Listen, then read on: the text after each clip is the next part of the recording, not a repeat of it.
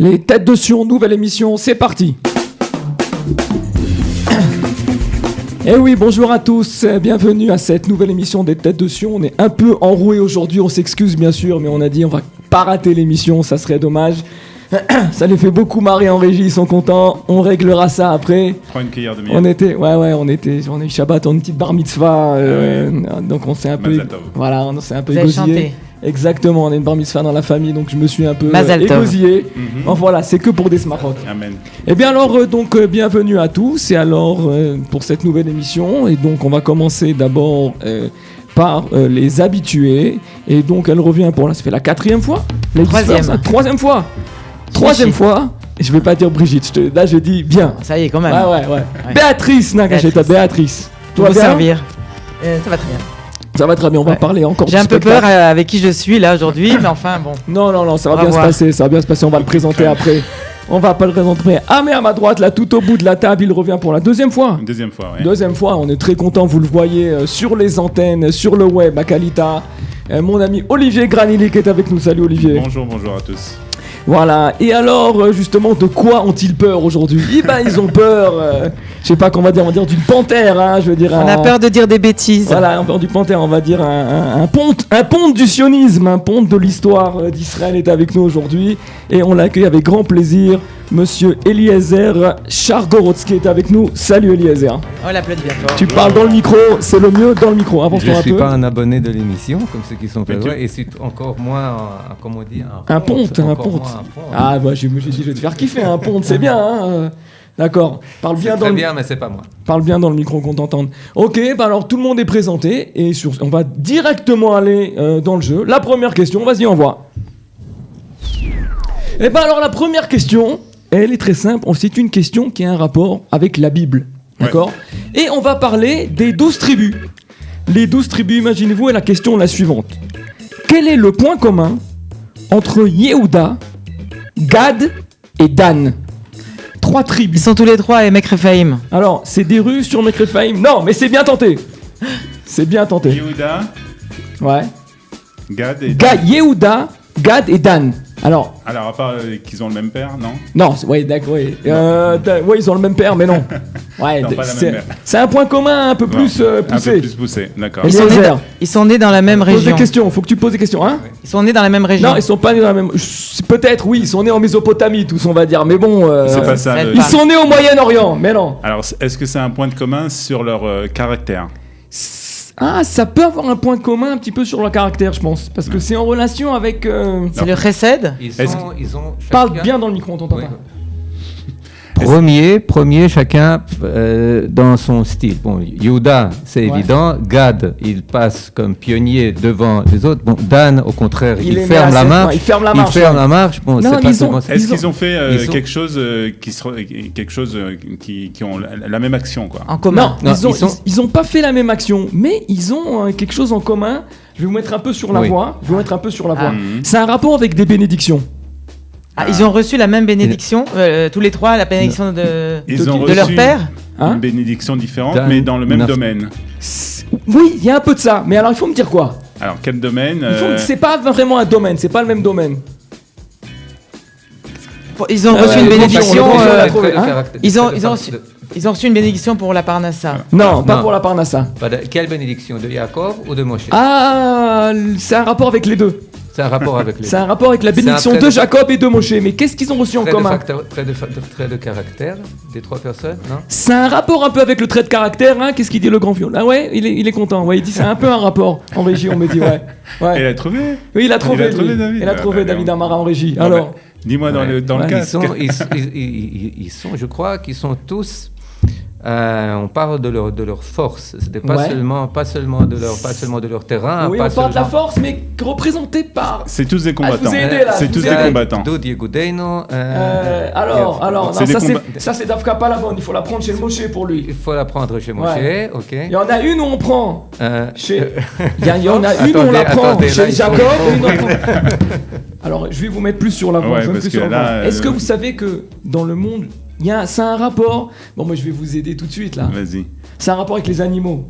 Alors quoi? C'est les mêmes animaux. Dan, c'est le serpent. Oui, mais chez qui? C'est Jacob, c'est le serpent, c'est Moshe, c'est pas le serpent, imagine-toi. C'est Moshe, je sais pas. Eh oui, on le dit. Asimchat Torah, dans Vezot Aberacha.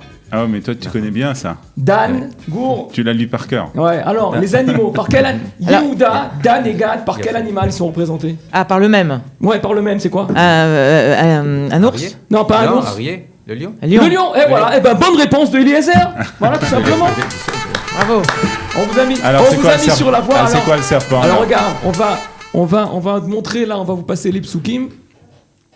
D'accord? Donc, tu vas nous les lire. Voilà, tu me les envoies. Alors regarde, tu as dans la première bénédiction, celle du haut, c'est la bénédiction de Jacob, de Yaakov, qui va dire à Yehuda, Gour Arié Yehuda, Miteref Beni Alita, Kararavatz Karié, Uchlavi Kimenu, etc., etc. Dans Devarim après, il y a Moshe, il va redonner des bénédictions. Et il va redonner le lion et à Gad et à Dan. Imaginez-vous, regardez bien. Regardez bien. Ou le Gad Amar, Baruch Marchiv Gad, quel lavi, Shachen. Lavi, c'est un lionceau. Il faut le savoir. Et regardez bien Dan. Dan Amar, Dan Gour, Arié, Gezanek, Minabashan. Ce sont 3 Shvatim qui sont représentés dans les bénédictions soit de Jacob, soit de Moshe, par un lion. Voilà la réponse. Mais d'où il savait, David, ça? Comment ça, David? Comment il savait ça? Il va donc nous expliquer dans une prochaine émission comment David Amara il savait ça. Bon. Alors Eliezer, bonne réponse. Bravo. Ça c'est une entrée. Bon début. C'est une entrée tonitruante dans les têtes de Sion, quand même comme réponse. Une entrée de lion. Une entrée de lion, voilà, exactement. Une entrée de lion. Alors dis-moi Eliezer, donc on va parler de 2 choses avec toi. Et on va parler des 120 ans de Herzl. Alors raconte-nous. 120 ans, effectivement, aujourd'hui. Et il y a... je m'approche. Vas-y. Demain, le 2 novembre, le 17 Mar-Cheshvan, c'est le jour de la rencontre historique de Herzl à Jérusalem avec Guillaume II, qu'il est venu voir ici. On peut dire que c'était le premier taglit sioniste, parce qu'effectivement, Herzl, il est resté 10 jours en Eretz Israël, 3 jours dans les Moshavot, Rishon LeZion, Rehovot, Mikveh Israël, où il était accueilli au sang français, et 7 jours, un peu moins, à Jérusalem. C'était le premier, très intéressant. C'est le premier voyage de Herzl? C'est le seul voyage, parce qu'il était surveillé. Ouais. Arrivant en Eretz Israël, la première chose qu'il reçoit, c'est un mandat d'arrêt. Surveillé par qui? Par les Anglais? Non, pas par les Anglais, par les Ottomans. Par les Ottomans. Par les Turcs. Ouais. Il faut savoir que le seul pays où il était interdit de donner le shekel et tzioni, c'était l'Empire ottoman, à commencer par Eretz Israël. Même en Russie, on pouvait donner le shekel, 40 kopecks, on donnait. Ici, c'était interdit. D'accord. Et c'est pour ça que Herzl, il était surveillé. Il n'a pas compris comment il ne s'est pas fait arrêter pendant 10 jours de son périple en Eretz Israël. C'est une chose fascinante, mais une chose encore plus importante. Il est, en apparence, il est venu rencontrer Guillaume. Mais en vérité, il a rencontré Tzion. D'accord. Il a rencontré Eretz Israël. Pourquoi? Parce que tout d'un coup, il a compris quelles sont les qualités, les facultés de cette terre, ce qu'elle fait avec les Juifs. Il a rencontré des Juifs qui l'ont sidéré. Il n'envoyait pas des Juifs comme ça en exil. Et il a compris ce que les Juifs peuvent faire avec cette terre. Il avait déjà écrit son livre? Après, il écrit Alt-Neuland. Ah, c'est ça. Donc quand il est arrivé en Israël, il avait dans la tête encore l'Ouganda? Non, on ne peut pas dire ça. Mais il dit, quand il quitte Eretz Israël, je suis lié d'un lien organique à Eretz Israël. Incroyable. Et il écrit ensuite, il est sous influence. Judenstaat, l'État juif, il l'a écrit avant. Mais Alt-Neuland, c'est l'Argentine et l'Ouganda. Enfin, l'Ouganda, c'est uniquement une station d'arrêt. Il ne l'a jamais considéré véritablement au sérieux. Uniquement pour régler les problèmes des pogroms, etc. D'accord, et ben effectivement. Mais effectivement, et on voit, et ça n'a pas été suffisamment étudié, c'est sorti ce Shabbat comme supplément dans Israël Hayom, édité par le musée de Herzl. Et en préparant effectivement cette brochure, moi j'ai appris des choses que bon. Eh ben c'est très bien. Eh ben je vous invite tous. Voilà, je vous invite tous à lire. On va la lire avec attention. Avec attention, exactement. Le travail de notre ami Eliezer. Et ben donc on donne une réponse. Et donc sur ce, on va directement à la deuxième question. Allez, fait péter. Alors deuxième question, on va dans un tout autre registre. C'est dur à dire ça. Ouais, très bien. Vas-y, fais voir toi. Tout autre registre. Tout autre registre. Dans un tout autre registre. Ça, c'est le théâtre, ça. Il n'y a que moi qui patine, alors. Si j'ai bien compris. D'accord. Alors, la question, elle est comme ça. Donc, une autre question, en fait. Un autre domaine. C'est plus simple. Voilà, c'est plus simple. On va dans un autre domaine. Alors, écoutez-moi bien. Qui était Isser Danielovitch Demski? Un russe. Alors. C'est un Ashkenaz déjà. Alors c'est un Ashkenaz. Oui, monsieur. De Russie. Alors, est-ce qu'il est né il est pas né. Non, il est pas né en russe. Il est né dans l'Empire. Il est né dans l'Empire russe. encore vivant. Dans l'Empire russe. Il est encore vivant. Ah, il est encore vivant. C'est un homme politique. Il était en Israël dans les années 50. C'est pas un homme politique. Et je sais pas. Ah, il était pas dans. À qui tu penses? Isser Harel. C'est pas Isser Harel. Ah oui, voilà. Je voulais te demander si c'était dans le Mossad. C'est plus compliqué que ça. Ouais, mais vous le connaissez tous. Hein. Alors tu as dit c'est un nom. Alors, on cherche le domaine. Et il a dit pas politique? C'est pas politique, non. C'est culturel? C'est dans la culture. Dans la culture. Théâtre? C'est pas dans le théâtre. Cinéma? C'est dans le cinéma. Cinéma. Voilà. Dans le cinéma au XXe siècle? Oui, c'est au XXe siècle. Donc il est réalisateur? Il est pas réalisateur. Producteur? Il est producteur. Non. Acteur. C'est un acteur. C'est un acteur. Il faut. Vas-y. États-Unis. Je t'entends pas. États-Unis. Il vient des États-Unis. C'est un Américain. Ah, c'est un Américain. Tout à fait. On se rapproche. D'accord, Américain. Encore une fois, son nom. C'est un juif. Alors je te redis son nom. Il s'appelle Isser Danielovitch Demski. Alors il est hyper connu. Donc, attends, qu'est-ce qu'il faut qu'on dise maintenant qu'on sait que ça? tu sais un Américain, trouve-moi qui c'est. Attends, on connaît pas. Parce qu'il a changé son nom quand il est arrivé aux États-Unis. Bien sûr. Il a quel âge maintenant? Je sais pas. Est-ce que t'as vu un grand film américain avec Isser Danielovitch Demski? Je sais pas. On va prendre la première lettre de chaque. On va peut-être trouver. La première lettre, ça peut aider. Il a quelle époque? C'est pas bête. Vas-y, redis. C'est pas bête. Isser Danielovitch Demski. Oui, mais il faut pas en hébreu. ISDD. Non, en anglais. ISDD. Oui, il a raison. En anglais. Oui. ISDD. C'est un Américain. C'est un Américain. Il est hyper connu. Alors un acteur américain, on en voit. Douglas. Mais Douglas, lequel? Kirk. Kirk Douglas, c'est une bonne réponse, tout à fait. Exactement. Ensuite, on est encore dans la Bible. On est encore dans les. Tu dis c'est le 18e siècle, c'est la préhistoire. Le pauvre Kirk Douglas, c'est qu'il est vivant. Non, il a joué. Oui, Il a joué dans les films qui traitent de Il a 101 ans. C'est le D qui t'a aidé. Je t'ai dit D. Oui. Demski. Eh ben exact. Imaginez-vous qu'il s'agit de Kirk Douglas. Alors je mets la lunette. Voilà. Pour vous lire un petit pitch. Alors, Isser Danielovitch et donc Demski est le 4e enfant d'une famille qui en compte 7. Il a 6 sœurs. Il est le fils de Brina, née Sanglel, et de Herschel Danielovitch. Ses parents étaient des immigrants juifs de Tchavussi, en actuelle Biélorussie, ayant fui le pays pour échapper à la pauvreté et à l'antisémitisme d'État de l'Empire russe. Excusez-moi. En juin 1939, il décide de partir à New York pour se former au métier de comédien. Au théâtre Tamarack, un ami lui suggère de changer son nom. On lui propose Kirk et un nom commençant par D. Donc Douglas. Ça t'a aidé, ça va devenir Douglas. Il entre ensuite à l'Académie américaine d'art dramatique. Il tourne un grand nombre de films dont Les Vikings, 20 milieux sous les mers et Spartacus. Wow. Effectivement, comme tu dis, c'est des films, soit des péplums ou des D'ailleurs, il était au Festival du cinéma américain. Effectivement, je l'ai croisé. Je vais tout de suite te donner la parole. Les couloirs d'hôtel. Il fête ses 100 ans le 9 décembre 2016. Il est pas mort, ça veut dire qu'il aurait 102 ans. Oui, presque. Il a fêté. C'est incroyable. Donc il fait ça entouré de sa famille, puis de 2 amis de longue date, l'acteur Don Rickles et le réalisateur Steven Spielberg. Et alors, regardez la photo. Je vous montre une photo là de Kirk Douglas. Alors vous pouvez pas le voir à l'antenne, vous pouvez le voir non plus. Mais je vais vous faire deviner autre chose. Qui c'est qui a dessiné ça? C'est un dessin. J'ai pas pris une photo, j'ai pris un dessin. Qui est bien sûr sur Wikipédia. Il est connu? C'est un type connu, ouais. Plantu? Non, c'est pas Plantu. Kishka? Non, c'est chez nous. C'est chez nous, mais c'est très. C'est quoi chez nous? Ça veut dire. Gottlieb. C'est très surprenant. C'est chez nous en Israël, imaginez. En Israël? Ouais, c'est un Israélien, ouais. Oui, ça s'appelle Lionel Cohen. Non, il a fait aussi des films. Il a fait des films? Je vais vous dire, il a fait un James Bond. Non. Il a tourné un James Bond. Il a tourné dans, si ma mémoire est bonne, et je m'excuse si je me trompe, dans Rien que pour vos yeux. Il a tourné avec Carole Bouquet. C'est un acteur. Et c'est un acteur israélien. James Bond, c'est pas un truc.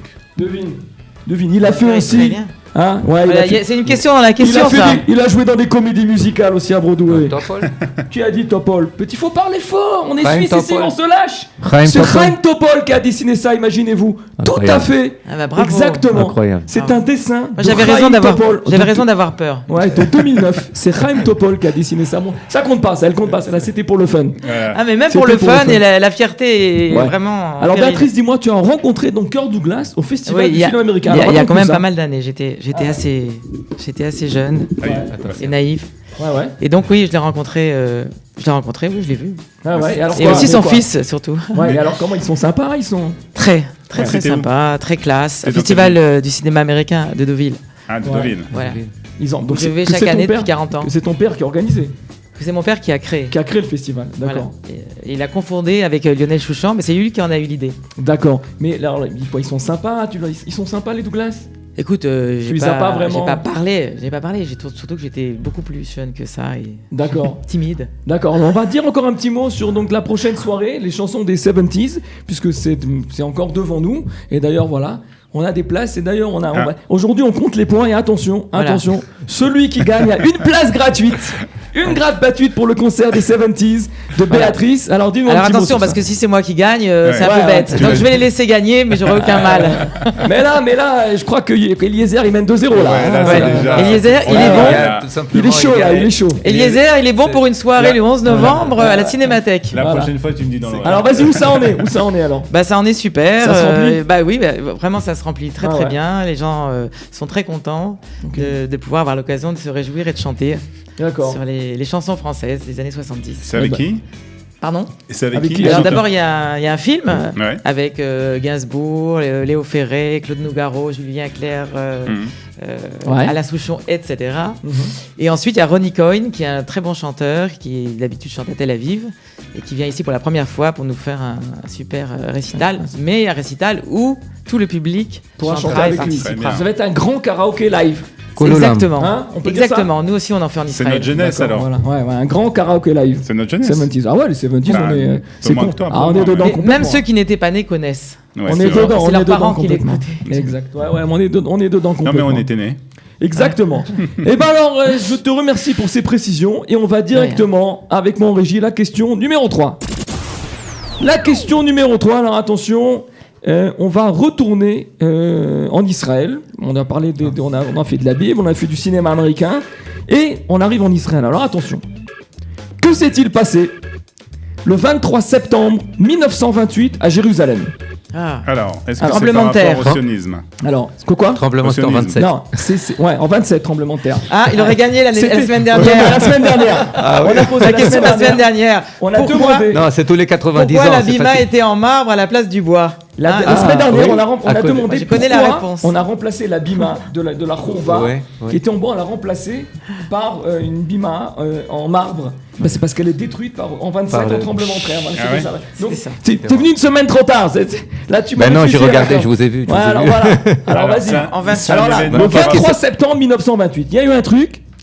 Vous devez Rosh Hashanah. Ça n'a pas rapport avec le Rosh Hashanah. C'est un rapport avec le calendrier juif. Je vous le dis directement, c'est un rapport avec Jérusalem. Sinon, on va un rapport avec les murailles. Avec le Kotel. C'est un rapport avec le Kotel. Il y a une porte qui a été ouverte. C'est une découverte archéologique? Non, c'est pas une découverte archéologique. Alors il cherche là, il a envoyé le disque dur là. Ça tourne.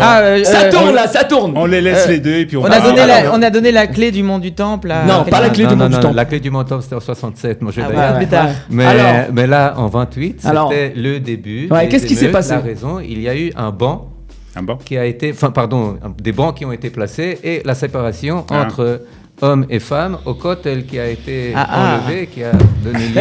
Oui, je suis désolé. Il est très fort. Il est très fort, bonne réponse d'Eliezer. Il est venu aujourd'hui. Il est venu pour tuer. On est fichu. Il y a encore 4 questions. Eliezer, il veut gagner la place. Je suis désolé, il m'a dit, moi je veux gagner la place pour aller à ce concert, il veut la gagner. Et ben c'est exactement ça. Imaginez-vous, c'est la première fois qu'on va installer une mechitza au Kotel. Vous l'avez là, le Kotel. Au Kotel au début du XXe siècle. Donc on voit la toute petite allée. Et donc je vous fais mon petit pitch dessus. Alors après on va peut-être se retourner vers les airs pour qu'ils nous donnent des précisions. Je vais d'abord dire mon pitch et tu vas dire ce que tu veux rajouter. Alors le 23 septembre 1928, c'est le soir de Yom Kippour. Des centaines de juifs se sont rassemblés pour prier au Kotel et ont installé une cloison entre les femmes et les hommes à l'encontre du statu quo ottoman de l'époque concernant l'utilisation du Kotel par les juifs. Le lendemain, à 6h30 du matin, l'officier Douglas Duff, encore un Douglas dans cette émission, est venu avec une dizaine de ses hommes, armés et casqués, pour enlever cette cloison. Les voisins arabes ont alors crié « mort aux chiens juifs » et Duff amena le vieux Shamash et lui ordonna de détruire la Mechitza, imaginez-vous. Le gouverneur adjoint de Jérusalem s'opposa également à cette Mechitza, causant des désaccords entre les juifs eux-mêmes. Leurs représentants ont alors contacté le gouvernement du mandat britannique pour annuler l'interdiction de la Mechitza. Le Mufti Haj Amin El-Husseini s'est bien sûr également mêlé et les Arabes y ont vu une tentative de reprendre le mont du Temple, affirmant que le Kotel faisait partie des murailles d'Al-Sharif sacrées pour l'islam. Et donc on commençait à narguer les Juifs. Et ça a été en fait le début des événements de ce qu'on appelait de 1929 Meharot Tarpat. Alors est-ce que tu nous confirmes ça? Oui, absolument. C'était le prétexte. Non, c'est lui qui l'a écrit. C'était le prétexte, effectivement, qui a servi au massacre à Hebron, à Motza, Tzfat, à Jérusalem, qui ont commencé à Jérusalem. C'est une découverte, ça. C'est parti d'une Mechitza au Kotel, quoi. C'est invraisemblable, je trouve. Oui, effectivement, c'est-à-dire prendre possession progressive de quelque chose auquel ils étaient absolument indifférents depuis plus d'un millénaire. Et une fois que les Juifs y arrivent, c'est une chose intéressante. Un an après, il y a eu une commission qui s'appelait la commission du Kotel, qui a été fondée par les Britanniques pour savoir à qui est-ce que cela appartenait. Et le Rav Kook, qui était le grand rabbin de Eretz Israël à l'époque, eh bien, il est apparu devant cette commission, alors qu'il lui a demandé, beaucoup de gens, même du Yishuv, de demander, mais écoutez, grand rabbin, renoncez pour calmer les esprits, renoncez, qu'est-ce que ça nous coûte? Et il dit, non, on ne renoncera pas. Et il dit, il y a un élément dans la halakha qui est dans notre loi très prégnant, très fort, c'est qu'une chose qui a été prise, à laquelle tu as renoncé, eh bien, elle ne t'appartient plus. Voilà. Mais une chose, la terre qui t'a été prise, mais à laquelle tu n'as jamais renoncé, le peuple juif n'a jamais renoncé à sa terre, et certainement au Kotel, elle lui appartient, peu importe qui se trouve à un moment donné. C'est précision, là, je vais devenir hyper instruite avec cette émission. On ne marque pas de points, mais en tout cas, on apprend plein de choses. Ah ouais, tout à fait. Il y a encore 4 questions. Est-ce qu'on sait comment on peut aller chercher Eliezer dans Herzl, dans la non, il n'y aura pas là, c'est même pas la peine. Là. Il va falloir aller chercher autre part. Il est trop fort lui. Attends, il va falloir se faire des sélections un peu moins. Tu vas voir la suite. Allez, la 4e question, c'est parti. Alors la 4e question, écoutez-moi bien. Le 14 octobre 2018, donc il y a quelques jours, le site internet du journal Israël Hayom a fait part de résultats d'une étude de recherche scientifique de l'université de Cincinnati concernant directement le peuple juif. De quoi s'agit-il? Une histoire de gènes? C'est pas des gènes. ADN, non? Non, c'est pas de l'ADN, c'est pas des gènes, c'est pas de la génétique. Céline? C'est... Non, là tu te paies ma tête. Il fait ma tête, tu l'as lu aussi. Ça droit, si je me fais fusiller, mais là celle-là... On n'a même plus le temps de poser des questions. J'ai essayé cette question avec Eric Benisti il y a 2 jours, il a ramé pendant une bonne demi-heure, Eric, si tu m'entends. Ça a un rapport avec les tefilines, alors explique-nous. Avec les quoi? Ça a un rapport avec les tefilines, c'est très dur. Je sais pas, alors quoi? Alors, ça a un rapport avec les tefilines. Ah oui, c'est la tefilines, les tefilines et la pression... C'est un rapport avec la pression artérielle, mais quoi? Qu'est-ce qu'ils ont trouvé ces chercheurs? Le fait que de les mettre tous les matins, ça a augmenté la pression artérielle. Ouais, et ça fait donc ça fait circuler le sang. Voilà, et donc c'est bon pour. Et donc c'est bon pour le.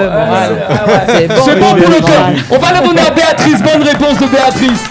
Ah ouais, bonne réponse de Béatrice. Tu as fait Béatrice pour la place, ça peut le faire. Ça peut le faire pour la place. Faut ramer, hein. Ouais, ça peut le faire pour la place. Mais là, je pensais qu'on serait resté au moins un bon quart d'heure sur cette question. Non, c'est vrai que j'avais vu aussi. Tu l'as vu aussi. Alors voilà, je vous explique ce recherche parce que c'est quand même, moi je trouvais ça incroyable.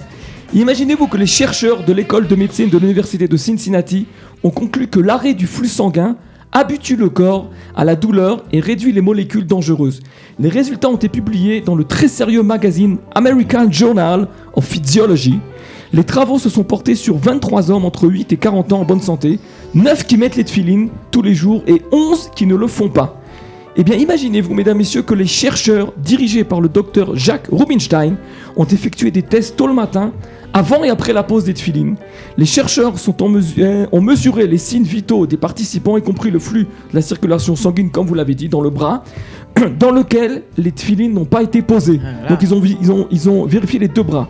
D'après le docteur Rubinstein, dans le groupe qui met les tefilines, un effet positif a été mesuré sur la circulation sanguine. Une amélioration a même été constatée parmi les participants qui ont mis les tefilines juste une fois pour cette étude. Pour les hommes qui ont mis les tefilines tous les jours, nous avons vu moins de cytokines fragmentées, qui sont des molécules qui pourraient causer une inflammation et un impact négatif sur le cœur. Et cela par rapport à ceux qui ne mettent pas les tefilines du tout. Moi, je trouve ça incroyable. Michael, je vais mettre les tefilines. Je vais mettre les tefilines à partir de demain. Moi, je les mets tous les jours, mais après, chacun fait ce qu'il veut. Les femmes doivent mettre les tefilines. Il y en a, les femmes. J'en ai vu une aujourd'hui dans la rue qui avait les tefilines. Ouais. Mais les femmes, je crois qu'il y a un taux d'attaque cardiaque qui est plus faible chez les femmes, non? De manière générale. Ça doit être ça. Ouais, bon, on dit ça pour nous rassurer. Non, mais chez les hommes, mais c'est quand même incroyable. Je vous ai mis une belle photo là d'un khayal avec les tefilines, mais c'est quand même incroyable cette recherche sur les tefilines. Je sais pas, moi très intéressant. Il faut avoir aussi l'idée de faire cette recherche. Parce que il faut s'appeler Rubinstein pour la faire. Voilà, exactement. C'est vrai qu'il faut avoir l'idée. T'as raison. C'est dingue. On se serait pas. Ça. C'est sûr que le professeur. Ils ont pris 11 mecs qui n'ont pas mis les tefilines, 9 qui les ont mises déjà. Il faut vérifier tous les matins. Exact. Le professeur Robert Delacroix, il aurait peut-être pas pensé effectivement. Peut-être pas. D'accord. Et bien alors, sur ce, on a fini avec cette question. Je pensais qu'on restait plus, mais c'est pas grave. Voilà. On va vers la question numéro 5 et c'est la question Blitz. C'est quoi la question Blitz? Alors la question Blitz, je rappelle l'idée. Vous avez une réponse. Vous avez une minute pour trouver la réponse.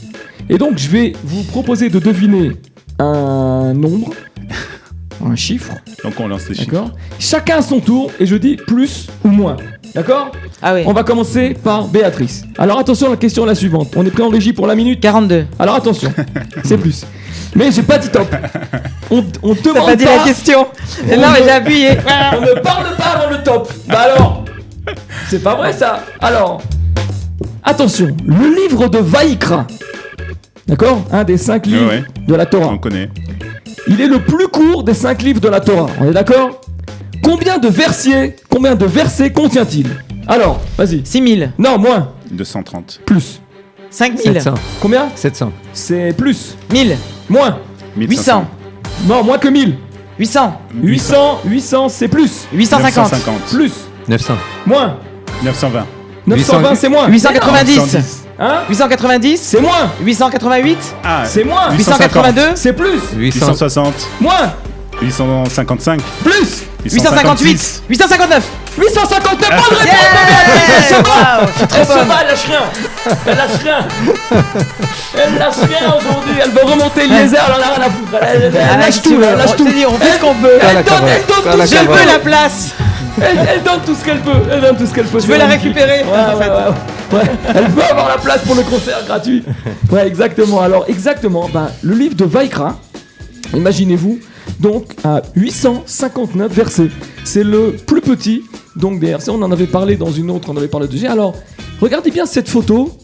Qu'est-ce que je vous montre à votre avis? C'est quand même assez curieux. Pourquoi j'ai amené cette photo par rapport à cette question? À votre avis? C'est quoi? Un silex? Hein?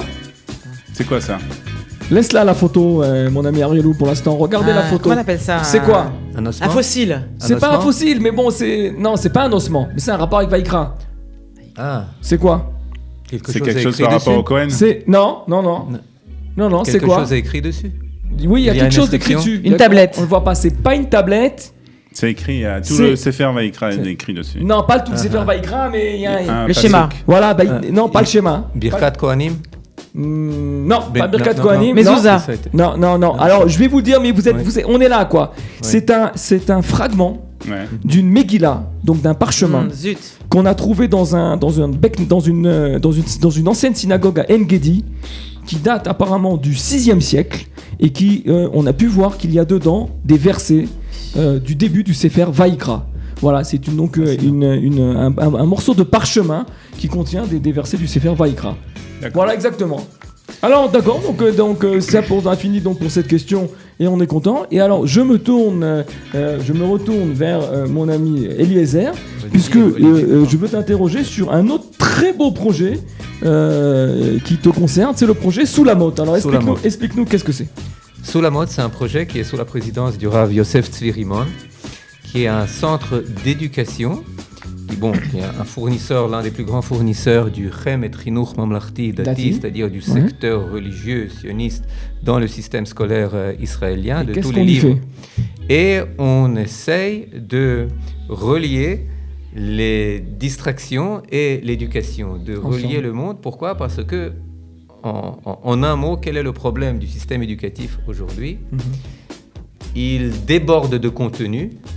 Et il y a un déficit fou de motivation. Il y a un déficit fou de motivation. C'est-à-dire que les gens ne savent pas pourquoi, comment, pourquoi faire. Ils ne sont pas motivés, ils ne veulent pas.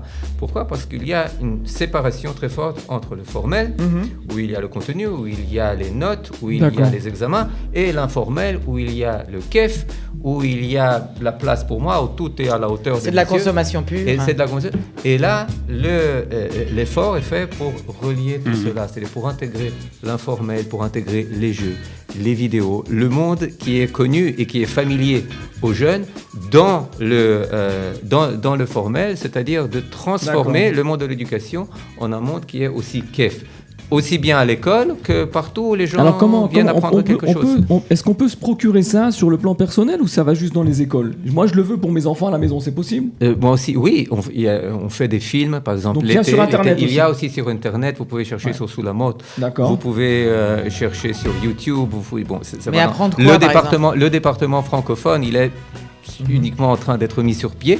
Et il y a déjà quelques manuels qui ont été traduits. Sur quel thème ? Sur des thèmes de judaïsme, mais pas seulement, c'est-à-dire dans le sens large. Pas seulement dans le mainstream, pas seulement, effectivement. C'est-à-dire, si vous voulez transformer l'étude de la Mishnah pour une expérience de kef pour vos enfants, eh bien, vous pouvez entrer sur le YouTube, voir Ratzim le Mishnah.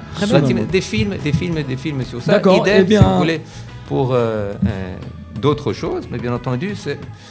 Et il y a un département francophone qui a été créé. Et il y a un département, il y a un département. Donc on peut les avoir en français. On peut. Certaines choses sont en français. Elles sont. Et donc ça va servir aussi aux écoles en France. Oui, effectivement. Les premiers. Au début, c'était prévu essentiellement donc pour les écoles c'est intéressant. Donc on va dire à tous les webtateurs qui nous écoutent. Les webtateurs. Moi j'ai inventé ce mot, j'aime bien dire les webtateurs. Hein, tu as fait je note parce que ça va être une question un jour. J'adopte. Ouais, tu diras dans ton émission les webtateurs. Les webtateurs. Et quand tu leur as dit je veux l'avoir, tu me l'envoies. Je veux voir que tu as dit webtateurs dans ton émission. Alors à tous les webtateurs, donc francophones, rentrez dans le site de Soulamot. Donc vous pouvez chercher ces excellents films éducatifs. Produits par Soulamot, vous les avez en français, donc pourquoi pas. Les films pas encore en français, les manuels certains en français, les films ils peuvent être traduits, ils peuvent être traduits, mais c'est encore une question de fonds et de financement. C'est une mini-révolution, hein. Ouais. Qui est exigé pour les écoles en France, pour les écoles en France, ça peut être. C'est quelque chose qu'ils n'ont pas du tout. C'est ça, et c'est exactement, c'est prêt pour les plateformes numériques, pour les plateformes digitales qui sont en train d'être mise en place aujourd'hui. Et effectivement, c'est le langage qu'on parle et qui doit être. Eh bien, Eliezer, merci pour ces précisions. Et donc, il se passe des choses formidables dans ce pays. On avance. Puis le Rav Yosef Tzvi Rimon, il est président, à mon avis, d'une bonne dizaine d'associations et c'est incroyable. Il est aussi au Machon Lev. Oui, c'est le Rav du Machon Lev. C'est incroyable. Il a d'autres associations. Là, j'ai entendu dernièrement aussi qui s'occupaient de Chayalim qui cherchaient du travail. Il a la Tasoukatif. C'est un type incroyable. D'accord, très bien. Et bien sur ce, après ces précisions, on te remercie et on passe à la 6e question, l'avant-dernière. Alors la 6e question, on va rester par rapport au peuple juif. Et on va poser une question, tout le monde a la réponse, je le dis, mais on va voir. Qui a dit « Le peuple juif est un abrégé symbolique de la race humaine » Ben Gurion. Qui a dit ça ? Bon, alors j'ai déjà Eliezer, il a pas la réponse directe, déjà on est content, déjà on reste. C'est le mec qui souffle. C'est le mec qui avait trouvé la réponse. Est-ce que c'est un Européen ? Alors tout le monde joue, c'est bon. Est-ce que c'est un Européen ? Alors c'est un Européen. Attends, répète encore une fois. Alors, je répète la question. Oui. Qui a dit « Le peuple juif est un abrégé symbolique de la race humaine. Alors, c'est quelqu'un qui aimait le peuple juif. C'était un juif? C'est un Français? Alors, c'est pas un juif. C'est pas un juif. D'accord. C'est un Français? C'est un Français. Un écrivain? C'est un Français, c'est un écrivain. Écrivain. 20e, 19e, 18e 20e, 19e, c'est non, 19e, ouais, on va dire 19e. Rochefoucauld? C'est pas Rochefoucauld, non. Ouais, mais là, on sait pas, 19e. Mais c'est bien. Alors, j'ai peur de dire une bêtise, que ce soit pas un mec du 19e. Voilà. Ne dis pas Voltaire, quoi. Non, Voltaire, c'est faux. C'est pas Voltaire. Flaubert? C'est pas Flaubert. Rousseau. C'est pas Gustave. C'est pas Rousseau, c'est avant. Rousseau, c'est avant. Non. Alors, Stendhal? Stendhal, non, c'est pas Stendhal. On en a parlé, il a un rapport, c'est quelqu'un qui aimait les juifs. Ah, il a fait des voyages en Israël. Dumas, Zola. C'est pas Alexandre Dumas, c'est pas Zola. Il a pas fait des voyages en Israël, il a pas fait un Est-ce qu'il était en Israël? Il était en Israël. Ouais, je crois qu'il était en Israël. Il me semble. C'est quoi? Tous ceux que l'on citait. Il était en Israël, tout à fait. C'était quoi un titre de son livre? Alors d'abord, dommage. Je vais vous laisser un peu plus suer là, et après je te donne un titre de son bouquin. Hein. J'ai un livre sur tous les écrivains. Je vais te donner un titre de son bouquin. Tintin, le cep d'autocar. Chateaubriand. Ça c'est un titre de livre. Chateaubriand, non, Chateaubriand. C'est Chateaubriand. Et voilà, c'est tout. Quand la cavote. C'est tout. C'est tout. Il n'y a pas plus, ça c'est plus loin, exactement. Tout à fait. Elle s'est dit qu'elle se bat, elle revient. Elle se bat, elle revient à 3. C'est magnifique, elle se bat. Alors écoutez-moi bien, tout à fait. Dans ce monde d'hommes. François René, vous l'avez là, à l'écran là. François René, vicomte de Chateaubriand. Il est né à Saint-Malo le 4 septembre 1768. Il est mort à Paris le 4 juillet 1848. C'est donc un écrivain et un homme politique français. Il est considéré comme l'un des précurseurs du romantisme français et l'un des grands noms de la littérature française. Chateaubriand conçoit le projet d'une épopée chrétienne où serait mis en présence le paganisme expirant et la religion naissante. Désireux de visiter par lui-même les lieux où situait l'action, il parcourt la Grèce, l'Asie mineure, la Palestine et l'Égypte durant l'année 1806. Et les notes sont recueillies durant son voyage forment la matière du livre qui va s'appeler L'itinéraire de Paris à Jérusalem et qui va paraître en 1811. Voilà, Chateaubriand, bravo. Voilà, Béatrice elle se balait, elle se bat. La culture, c'est ce qui nous reste quand on a tout oublié. Béatrice, elle va aller au spectacle. Exactement. Et donc ça nous amène directement à la dernière question du jour. Ouais. Allez, fais-nous péter la dernière. Ma dernière chance. Alors la dernière question. Olivier, on attend quelque chose. Parce que sinon il reviendra jamais. Faut l'aider aujourd'hui. Alors dernière question, c'est une question qui est en rapport aussi avec les actualités. Les actualités, la presse, voilà. Oui, mais tu as beaucoup aidé aussi. Tu as beaucoup aidé. Oui, c'est sûr. Alors attention, écoute-moi bien cette question. Je sais pas si vous le connaissez, c'est possible que vous le connaissez. Le 25 octobre 2018, donc il y a quelques jours, d'accord ? Le Rav Levi Yitzhak Alperin est décédé. Vous savez qui c'est, le Rav Yitzhak Levi Alperin ? C'est vous savez pas ? Hein ? Les lunettes ? Je crois que c'est le Raphaël Alperin. Je crois. Le Rav Levi Yitzhak Alperin est décédé. Dans quel domaine était-il le plus grand spécialiste mondial ? Scientifique ? C'est un rapport avec la science. Médecine ? Non, c'est pas de la médecine. Alors, physique ? C'est pas de la physique. Informatique, non. Non, mais c'était un Israélien ? C'était un Israélien. La science, pas physique. C'est un rapport avec les sciences. Alors. Biologie. Pas la biologie. Biotechnologie. Non, pas biotechnologie. Espace. C'est un rapport avec l'espace, tout à fait.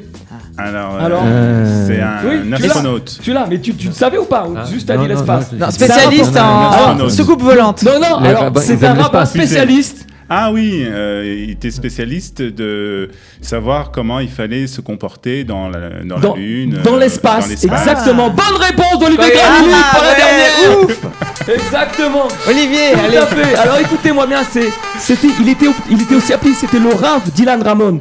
C'est celui qui a mis en place les halachot dans l'espace. D'accord ? Et donc il est décédé il n'y a pas très longtemps, il y a quelques jours. Donc je vous lis ce que j'ai trouvé dans l'excellent, dans le journal, je crois que c'est dans Israël que j'ai vu ça. À la fin des années 90, suite à l'annonce d'Ilan Ramon comme premier astronaute israélien, Et suite à l'intérêt pour la pratique des mitzvot dans l'espace, l'agence spatiale israélienne s'est tournée vers l'Institut scientifique et technologique de Halacha afin de recevoir des avis professionnels sur des sujets tels que le calcul de l'heure et la date en dehors de la Terre, où il n'y a pas de lever et de coucher du soleil, par rapport à la question du Shabbat et des fêtes juives. Ce projet extraordinaire a donné naissance à un livre entier qui s'appelle Im Esak Shamaim, selon le livre des psaumes, selon les Teilim, dédié à la mémoire d'Ilan Ramon. C'est le Rav Alperin, qui est un chassid de Chabad, qui a consacré sa vie à la recherche. Il a résolu des questions découlant du développement de la science et de la technologie, composé des dizaines de livres sur le sujet et développé des centaines de solutions pratiques pour concilier la Torah et la modernité, qui sont utilisées par les institutions publiques et des personnes privées.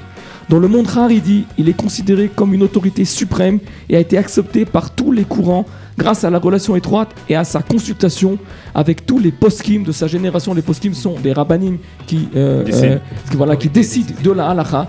Et super. Donc c'est lui qui a écrit et qui a mis en place les lois de la halakha dans l'espace pour Ilan Ramon quand il est parti, puisque Ilan Ramon l'avait demandé. Donc, il avait posé la question. Ouais. Voilà, il avait posé la question. On sait qu'il a pris un tout petit Sefer Torah aussi.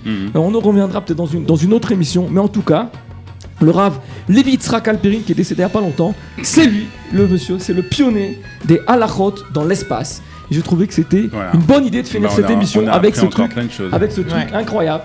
Voilà, mesdames, madame, on va pas mourir idiot. Voilà, c'est la fin de cette émission. Je vous remercie à tous d'être venus. Je vous rappelle à tous, si tu peux m'envoyer notre petite diapositive, envoyez-nous vos questions tête-dessus@kalita.org.il. Voilà, et si vous collez le panel, on vous invite sur le plateau. Vous pouvez aussi venir sur le plateau, vous avez envie de venir avec des potes, avec de la famille, de vous faire kiffer dans une émission. Je vous invite avec plaisir. C'est très sympa. Contactez-nous, contactez Kalita. Venez, ça nous fait plaisir. Vous voulez faire une petite bar mitzvah, avant un mariage, avant un truc vraiment békef, vous venez. Ce studio est ouvert à tout le monde. Cette émission est pour vous. Venez y participer. Salut à tous. Merci beaucoup. Bye bye. Bon après-midi. Bye.